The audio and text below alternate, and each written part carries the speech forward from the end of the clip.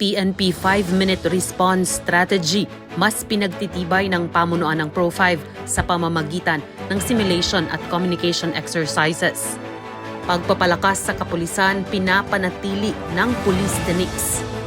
At pulis sa Rayon 5 at Far East Broadcasting Company Philippines Incorporated nagsanib puwersa para sa mas pinalawak at mas pinahusay na public information campaign. Kampanya kontra iligal na droga at insurhensya na nanatiling matibay, mga droga, IED at armas, kumpiskado. At para sa kabuoang bilang ng arestado sa linggong ito umabot sa mahigit 100 bilang mula sa magkaiba-ibang kaso ng krimen sa buong rehiyon. Panoorin muli ang isa na namang maaksyong linggo. Ito ang 80 linggo ng Weekline. At noong linggo, ika-22 ng Hunyo, maagang bicycle patrol muli ang ginawa ng ating Game Changer General kasama ng ating mga kasurugkaps patrollers sa lungsod ng Legazpi at munisipyo ng Daraga sa Albay.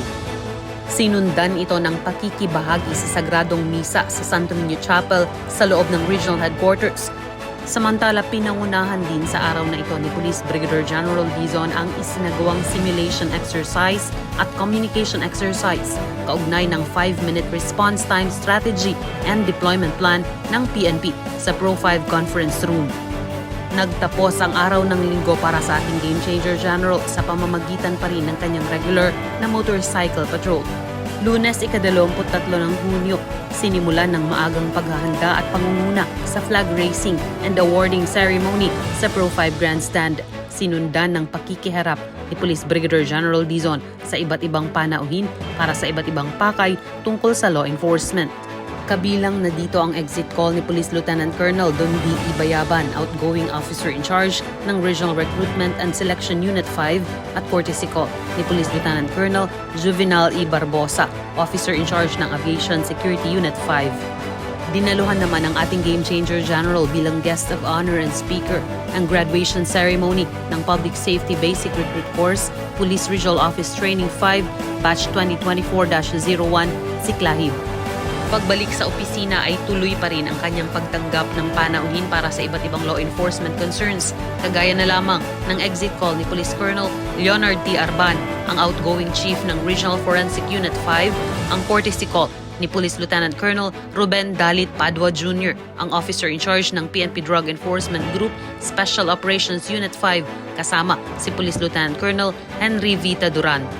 Pinahalagahan din ng ating Regional Director sa araw na ito ang awarding of Certificate of Appreciation para sa mga Pro5 resource speakers ng kalalakihang tapat sa responsibilidad at obligasyon sa pamilya o tinawag na katropa, kasama si Director Joyce De La Paz Elvano, ang Regional Director ng Commission on Population and Development. At para sa mas mahusay na paghahatid impormasyon, nagsanib puwersa ang Far East Broadcasting Company Philippines Incorporated at ang Pro5 at pinagkasundo ang lagdaan ang Broadcast Partnership Agreement. Guest of honor and speaker din ang ating Game Changer General sa closing ceremony ng PNP Retooled Community Support Program Training First Batch Calendar Year 2025 sa Pro5 Sandigan Park sa loob ng Campo Ola. Binigyang oras din ni Police Brigadier General Dizon ang panayam ng Ako Bicol Online TV at Radio Pilipinas Albay para sa ilang mahalagang katanungan tungkol sa mga operasyon sa Police Regional Office 5. Pinaunlakan naman sa araw na ito ang courtesy call ni Police Colonel Rodrigo Benedicto H. Sarmiento Jr., ang Chief Regional Police Security and Protection Unit 5 at ang exit call ni Police Major Brian John D. Bacay, ang outgoing disbursement officer ng Regional Finance Unit 5 sa tanggapan ng ating Game Changer General. At hindi natapos ang araw nang hindi nakakapagsagawa ng motorcycle patrol sa lungsod ng Legazpi at munisipyo ng Daraga sa Albay si Police Brigadier General Dizon. Ika-24 ng Hunyo, Martes, pinagtuunang pansin sa araw na ito ni Police Brigadier General Dizon ang turnover of donation of 3 units of Toyota Hilux. Ginanap ito sa boardroom ng AFP Aslay Building, Camp General Emilio Aguinaldo, Quezon City. Pagsapit ng Huwebes, ika-26 ng Hunyo, nasa Court of Appeals, Manila, si Police Brigadier General Dizon upang daluhan ang isang court hearing. Ito din ang araw kung saan na-recover ng PNP Bicol sa Camarines Sur ang ilang armas at IED o Improvised Explosive Device kaugnay ng kampanya ng Pro-5 laban sa insurhensya. Gayon din ang pagkakakumpiska ng tinatayang 59 na gramo ng shabu na resulta ng back-to-back operations sa Camarines Sur kaugnay ng mas pinaigting na kampanya ng PNP kontra iligal na droga. At noong Biyernes, ika-27 ng Hunyo, balik Campo Ola ang ating Game Changer General. Maaga din niyang sinimulan ang kanyang bicycle patrol. Pagkatapos ay pinaunlakan niya ang live interview ni Mr. Norris Mingoy at Miss Julie Rodriguez Belen ng Brigada News FM Legazpi tungkol sa mga bagong direktiba sa PNP sa ilalim ng pamumuno ng ating hepe ng Pambansang Pulisya ng Pilipinas na si Police General Nicolas D. Torre III. Hinarap din ng ating Game Changer General sa kanyang tanggapan ang ilang panauhin para sa kani-kanilang pakay, sina Police Colonel Robert L. Pitate, outgoing Chief Regional Controllership Division, at Police Colonel Ruby Grace S. Jangson, ang Chief Regional Forensic Unit 5. Samantala, pinangunahan ni Police Brigadier General Dizon sa araw na ito ang isinagawang Second Quarter 2025 Regional Law Enforcement Coordinating Committee meeting sa Pro-5 Conference Room sa loob ng Pro-5 Headquarters. Pagkatapos ay personal itong nagsagawa ng security coverage and police assistance sa ginanap na ulat sa bayan and inaugural ceremonies of newly elected, re-elected officials of Legazpi City sa Legazpi City Convention Center, Airport Road, Legazpi City, Albay. Pagbalik sa Campo Ola ay pinangunahan din ng ating Regional Director ang 19th Regional Joint Anti-Bank Robbery and Cybercrime Coordinating Committee meeting sa Pro-5 Conference Room kasama ng ating mga key officers ng Pro-5.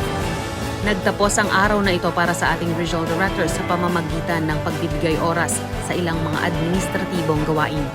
At noong Sabado, ika-28 ng Hunyo, matapos ang maagang bicycle patrol, ay pinaunlakan ni Police Brigadier General Dizon ang pagbisita ni Mr. Denz Joshua Lagnas.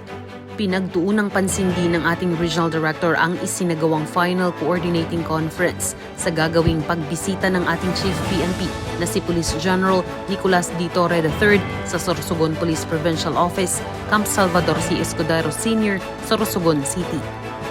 Pagkatapos ay naging abala na ang ating Game Changer General sa mga administratibong gawain bago magsagawa ng palagiang motorcycle patrol sa lungsod ng Legazpi at munisipyo ng Daraga sa Albay.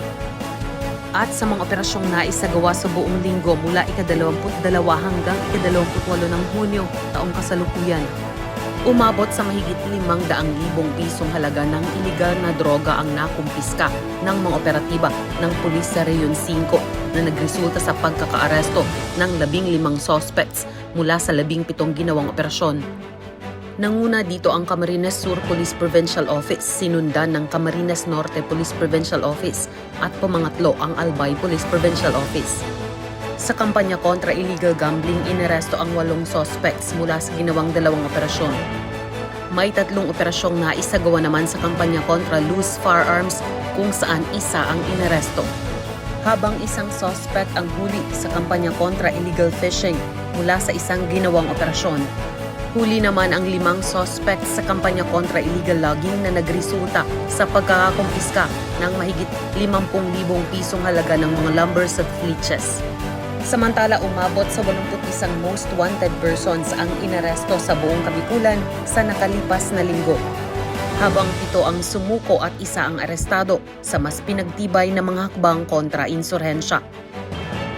Patuloy kaming subaybayan sa paghahatid ng transparent service sa komunidad basta't kay Police Brigadier General Andre Perez Dizon, serbisyo ay damang-dama. Serbisyo ay uunahin ka at ipapatupad ang serbisyong APD. Approachable, presentable, and dependable. Kasurugkas!